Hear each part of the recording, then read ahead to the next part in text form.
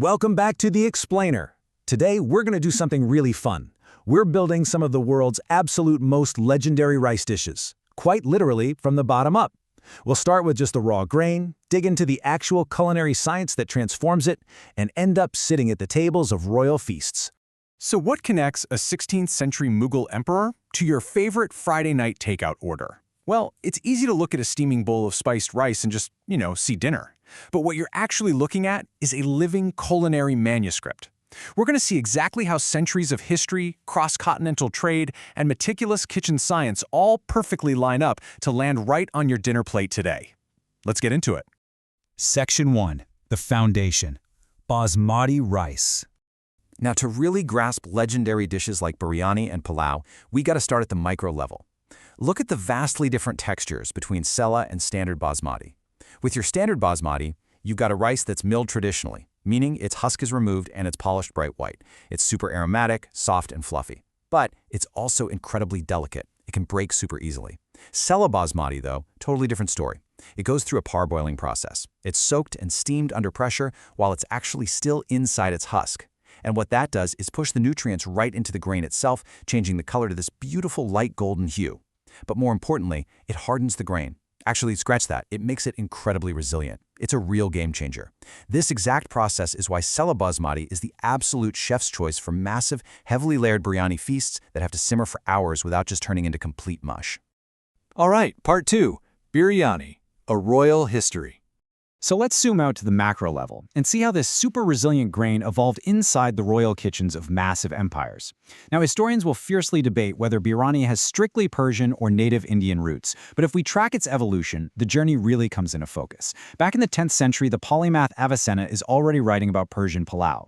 Fast forward a bit to the 16th century Mughal Empire, and Emperor Akbar's Aini-Akbari is actively recording these early recipes that combine heavily spiced meats and rice.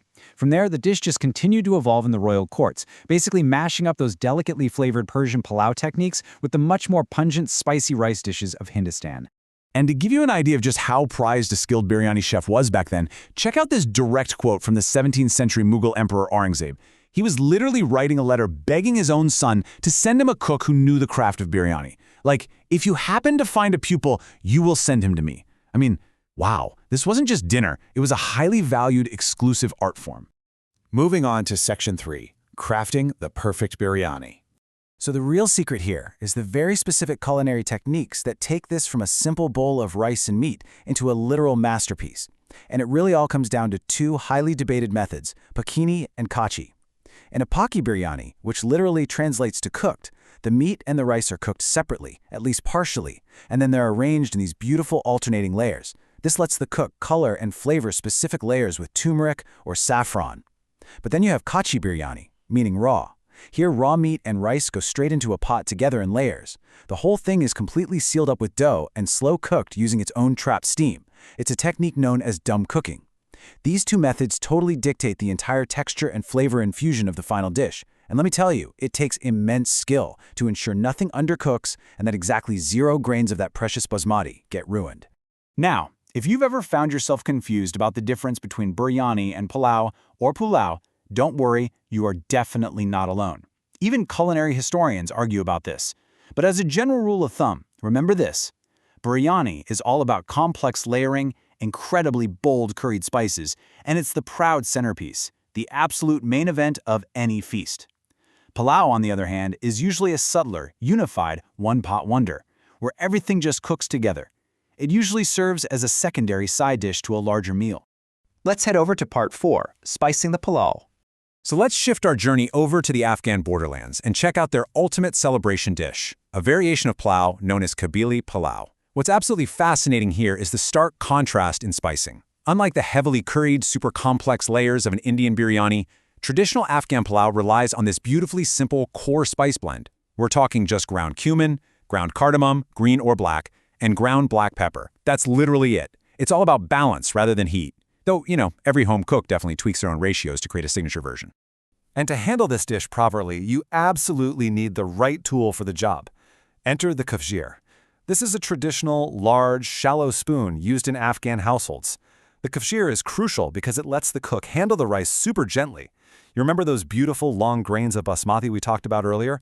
Well, the kafjir makes sure they are stirred and served without snapping in half, totally preserving the visual elegance of the whole dish.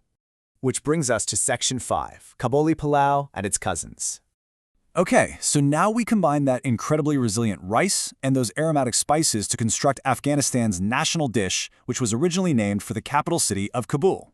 Interestingly, the name actually shifted over time from Kabuli to Kabuli, which translates to well accomplished. And looking at this, you can see why. Notice how perfectly separate and firm each individual grain of rice remains, right alongside that rich meat. It's kind of crazy to realize that the skill of an Afghan cook is traditionally judged almost entirely on the quality of their Qabili Palau, and getting that perfect grain separation is the ultimate test.